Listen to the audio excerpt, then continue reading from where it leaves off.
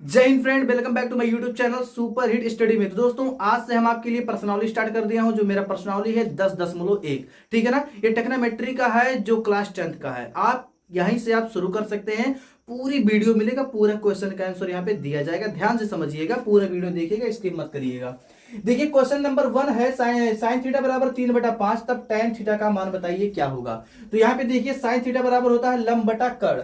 यहाँ पे sine theta में लंब बटा कर्ण, जो ये 3 है ये लंब है और 5 जो है वो कर्ण है। ये सब क्या है, इसके बारे में जानना चाहते हैं तो बेस अपना मजबूत कीजिए। बेस के लिए आपके लिए वीडियो अपलोड कर चुका हूँ, वीडियो के डिस्क्रिप्शन बॉक्स में जाकर देख सकते हैं।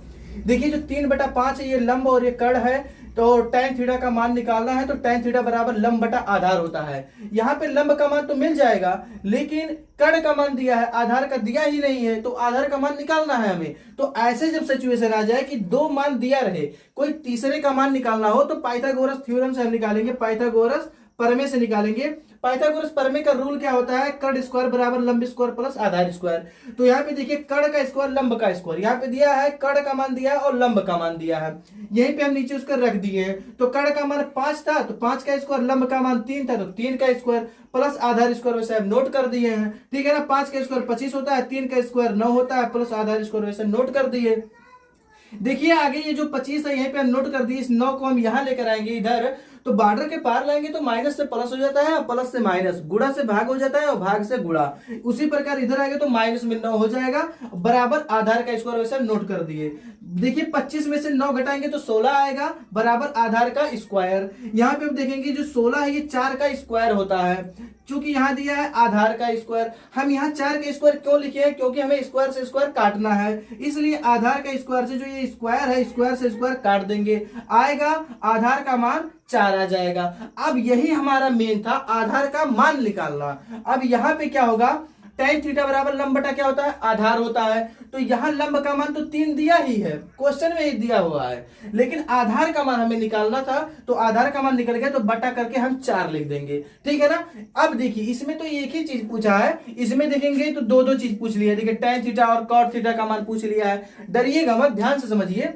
अब हमें जब आधार का मान निकल गया तो हमारा सब चीज मजबूत हो जाता है, क्योंकि आप बेस पढ़ चुके हैं। बेस में क्या बताया गया है कि हमें अगर तीनों का मालूम है, लंब आधार कर्ण, तो आप किसी का मान निकाल सकते हैं। जैसे यहाँ पे हमें निकालना होता है cot थीटा का मान, तो cot थीटा इसका उल्टा होता है, आधार बटा लंब होता है। तो आधार का मान पहले रख दोगे, उसके बाद लंब का मान, आधार का मान 4 है, लंब का मान 3 है, सबका मान निकल जाएगा बाबू, ध्यान से समझिएगा।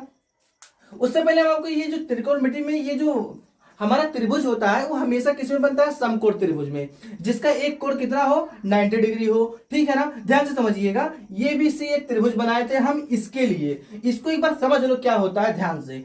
ए बी सी है, देखिए जो 90 डिग्री के सामने वाली भुजा होती है वो होता है कर्ण, ठीक है ना। ये जो कोण के सामने वाली भुजा होती है वो होता है लंब, जो बाकी बचता है उसे क्या कहते हैं, आधार। तो यहाँ पे देखिए, लंब का मान और कर्ण का मान दिया था, लंब का मान 3 था और कर्ण का मान 5 था, आधार का मान हमें निकालना था, ठीक है ना। तो ये था आपका वो, तो यहां से आधार का मान निकल गया 4, यहाँ पे आप लिख सकते हो। इसका काम तो हो गया तमाम। आगे चलते हैं, क्वेश्चन 2 समझते हैं। क्वेश्चन नंबर 2 क्या कह रहा है, क्वेश्चन नंबर 2 कह रहा है, यदि cos थीटा बराबर 1/3 है तो साइन थीटा का मान ज्ञात कीजिए। बाबू ध्यान से समझो, cos थीटा बराबर फार्मूला होता है आधार बटा कर्ण। देखिए, साइन थीटा का फार्मूला होता है लंब बटा कर्ण, लेकिन cos थीटा का फार्मूला होता है आधार बटा कर्ण। इसी लंब के जगह पे क्या हो जाता है, आधार हो जाता है। तो बाबू उसमें आपको आधार का मान निकालना था, किसमें, इस वाले क्वेश्चन में, और इस क्वेश्चन में आपको लंब का मान निकालना। कैसे निकलेगा, ऐसे निकलेगा जैसे यहाँ पे हम निकाले हैं। तो जब आप लंब का मान निकाल दोगे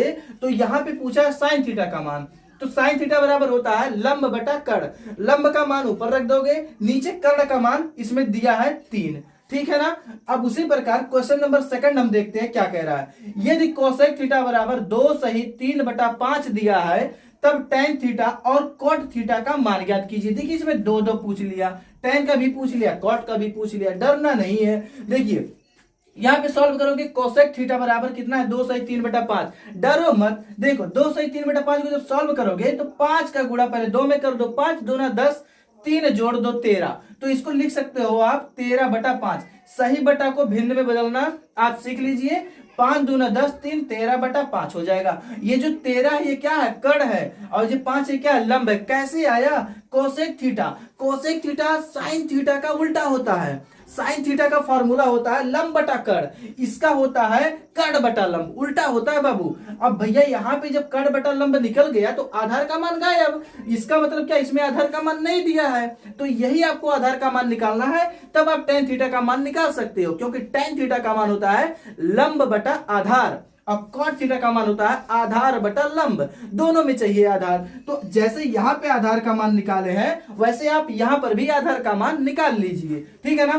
क्वेश्चन नंबर 4 देख लेते हैं। यदि sec थीटा बराबर 2 है तब cot थीटा का मान ज्ञात कीजिए। ध्यान से समझिएगा, यहाँ पे क्या दिया, sec थीटा बराबर 2। सॉल्व करोगे sec थीटा बराबर कितना है, 2 है। लेकिन अगर ऊपर अंश में 2 दिया है तो हर आप लिख सकते हैं 1, 2/1 आप कर सकते हैं, इसमें कोई संदेह नहीं है।